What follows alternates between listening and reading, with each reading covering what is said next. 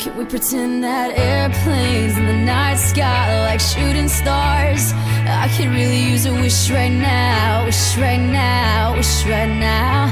Can we pretend that airplanes in the night sky like shooting stars? I could really use a wish right now, wish right now, wish right now. Dreaming.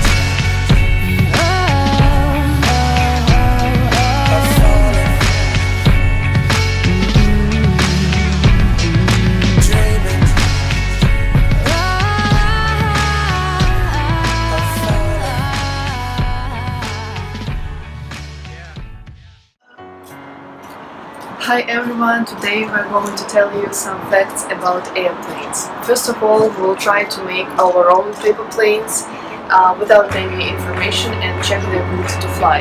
Afterwards, we'll try the experiment. So there are many things that fathers should pass on to their children. How to ride a bike, how to skip a stone, and of course, how to make paper airplanes. So when it's time to show your kids how to fold a humble piece of paper into a soaring jet, don't stumble around and has to construct one from your core memory of you. One that takes its disappointing positive as soon as it leaves your fingertips. Instead, teach them the art of making a plane that can truly go into the distance.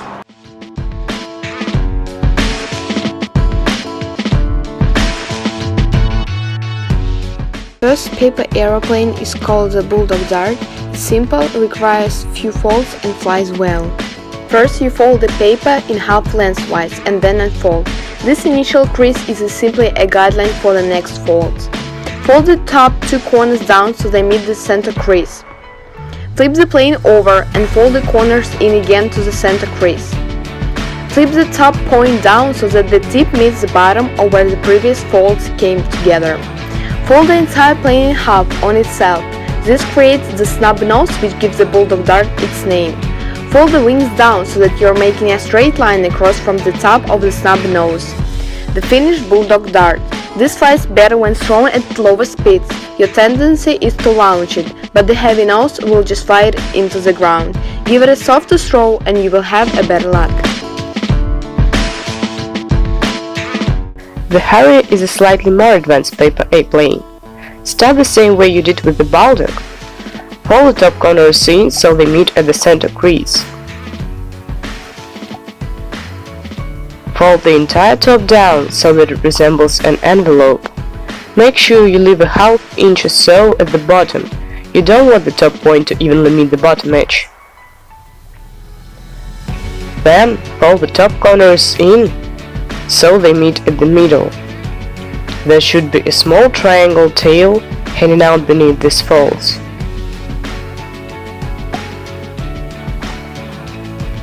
After, fold that small triangle up to hold those previous folds in place. Fold in half, but making sure you fold it outwards on itself, not inwards. You want the previous triangular fold to be visible on the bottom edge. Then fold the wing down so its edge meets the bottom edge of the airplane. And repeat on the other side.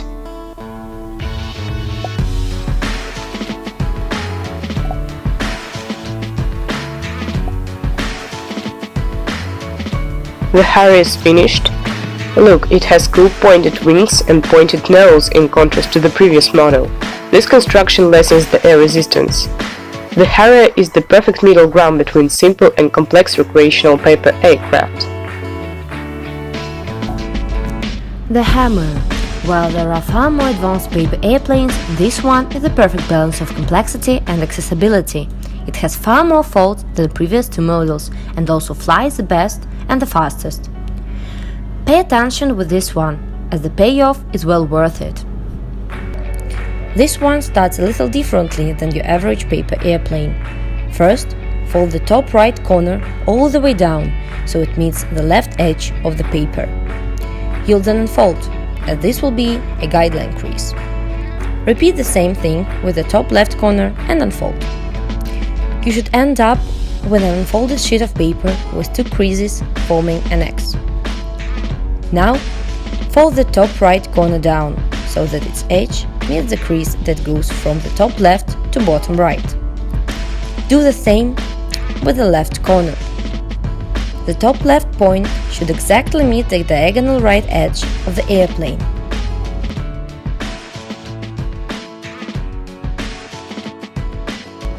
Then fold the top down so that its edge meets the bottom edge. Fold the top corners down so that their points meet at the middle crease.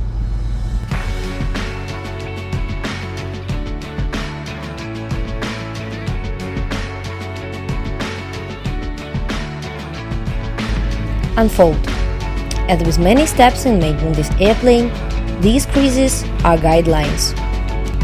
Now take what was the top edge that you previously folded down and fold it back up, at the point where its edge meets the creases from the previous step. Fold the corners in yet again, so that the edge meets both the edges of the top flap and the crease from 2 steps ago. Both corners folded in, meeting both the top flap and the previously mated creases. These are ultimately the wings.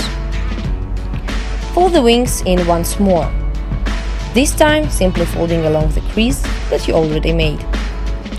After this step, your plane should have straight lines down from the top to the bottom. Both wings folded in again. Fold the top down from where it meets the top of the wing flaps you created in the previous step. Fold the whole thing in half outward. You want all the paper flaps on the outside of the craft. At this point, folding can become a little tricky because of the thickness of the paper, so take extra care in making good, clean folds. Fold the wings down so that their edge meets the bottom edge of the plane. This creates a small snub nose. Again, this can be a tough fold, so be precise and take your time if you have to. This plane has more folds and layers than previous. The number of layers increases towards the nose. That makes it fly stable and smooth. Just look, this bad boy flies like a dream.